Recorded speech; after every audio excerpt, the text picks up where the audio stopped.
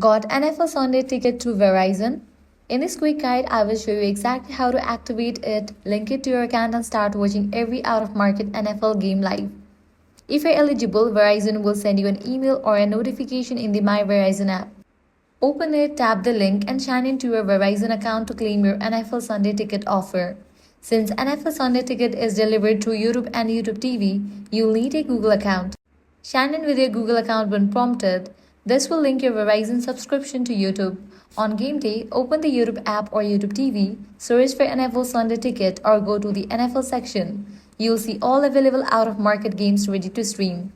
You can watch on smart TVs, streaming devices like Roku, Fire TV, Apple TV, or directly from your phone, tablet, or computer. Just make sure you are logged in to the Google account you linked through Verizon. Take advantage of multi-view to watch up to 4 games at once. Check real-time stats and replay highlights so you never miss a key moment.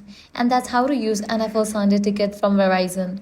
If this guide helped you out, do not forget to like, share, and subscribe. Thanks for watching.